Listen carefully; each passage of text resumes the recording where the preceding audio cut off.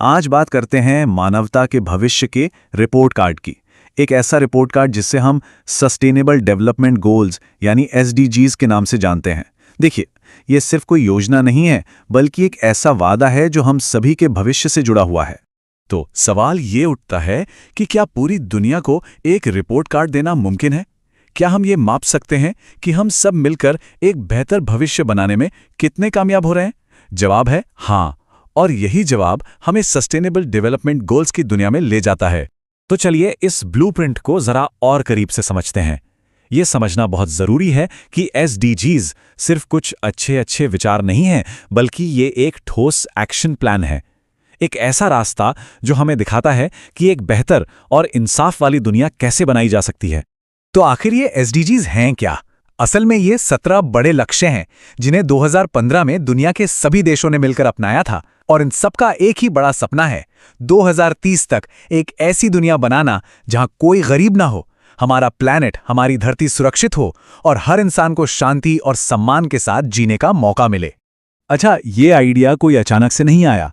इसकी नींव रखी गई थी साल 2000 में, जब मिलेनियम डेवलपमेंट गोल्स यानी एमडीजी शुरू हुए थे। जब 2015 में उन लक्ष्यों का समय पूरा हुआ तो दुनिया ने एक और भी बड़ा और ज्यादा व्यापक सपना देखा, जिसे आज हम एसडीजीज के नाम से जानते हैं। अब बात करते हैं इन 17 लक्ष्यों की। ये कोई छोटी मोटी लिस्ट नहीं है, ये एक बहुत ही कॉम्प्रिहेंसिव प्लान है जो हमारी दुनिया के लगभग हर जरूरी पहलू को छूता है, फिर चाहे वो इंसानों की भलाई हो या हमारे प्लैनेट की सेहत। और हाँ, ये 17 लक्ष्य बस ऐसे ही नहीं बना दिए गए। वे सस्टेनेबिलिटी के 3 बहुत मजबूत पिलर्स पर टिके हैं: सामाजिक, आर्थिक और पर्यावरणीय। इसका सीधा सा मतलब यह है कि असली तरक्की तभी हो सकती है जब हम समाज, अर्थव्यवस्था और पर्यावरण, इन तीनों का एक साथ ध्यान रखें। चलिए कुछ उदाहरण देखते हैं। गोल नंबर 3 अच्छे स्वास्थ्य की बात करता है, तो गोल नंबर 4 क्वालिटी एजुकेशन की। गोल 6 साफ पानी पर फोकस्ड है, तो वहीं गोल 8 अच्छे काम और इकोनॉमिक ग्रोथ को बढ़ावा देता है। और तो और गोल 13 और 16 क्लाइमेट और शांति जैसे बड़े मुद्दों को भी कवर करते हैं। मतलब दायरा बहुत बड़ा है। तो वापस आते हैं हमारे उस पहले सवाल पर, दुनिया को रिपोर्ट कार्ड देने वाले सवाल पर। भाई, हम ये जानेंगे कैसे कि कोई देश सफल हो रहा है या नहीं? तो इसका जवाब है डेटा। तो ये काम करता कैसे है? देखिए, हर बड़े गोल को छोटे छोटे मापने लायक टारगेट्स में तोड़ा गया है, और इन टारगेट्स को नापने के लिए 230 से भी ज्यादा इंडिकेटर्स हैं।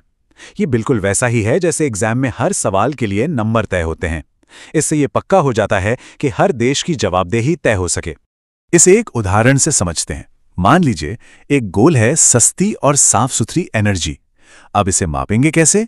एक तरीका है ये देखना कि देश की कितनी % आबादी के पास बिजली की पहुंच है।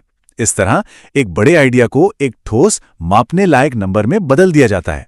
तो सवाल उठता है कि ये ग्रेडिंग करता कौन है? कई ग्लोबल और नेशनल संस्थाएं ये काम करती हैं। यूनाइटेड नेशंस इन गोल्स का ग्लोबल गार्डियन है। एसडीएसएन जैसी संस्थाएं हर साल ग्लोबल रिपोर्ट निकालती हैं, और भारत में नीति आयोग नेशनल लेवल पर प्रोग्रेस पर नजर रखता है। चलिए अब ग्लोबल लेवल से थोड़ा जूम इन करते हैं और एक खास मामले पर फोकस करते हैं, भारत। देखते हैं कि ये ग्लोबल फ्रेमवर्क नेशनल और लोकल लेवल पर कैसे काम करता है।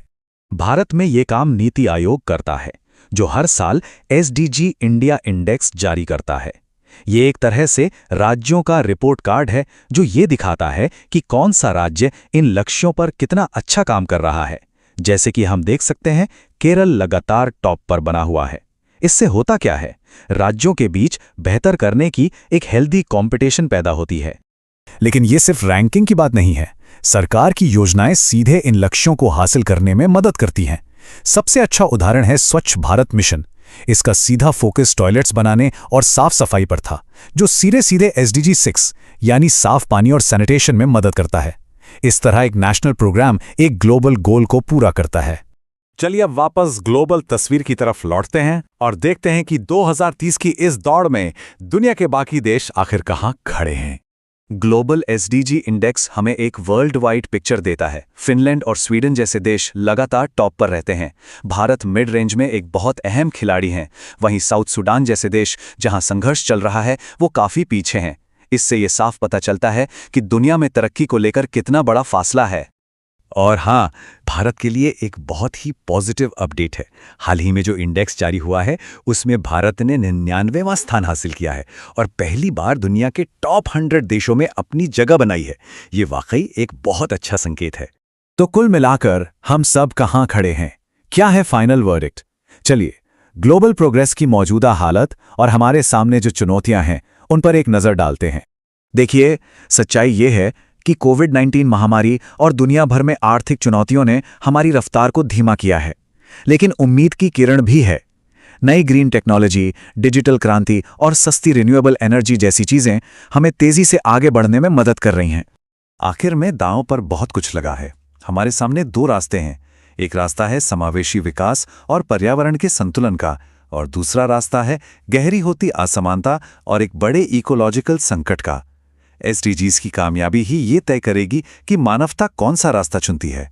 2030 की डेडलाइन अब ज्यादा दूर नहीं है और सवाल अब भी वही है, क्या मानवता इस ग्लोबल परीक्षा में पास हो पाएगी? इसका जवाब किसी एक देश या सरकार के पास नहीं है, बल्कि हम सभी के मिले जुले प्रयासों में छिपा है।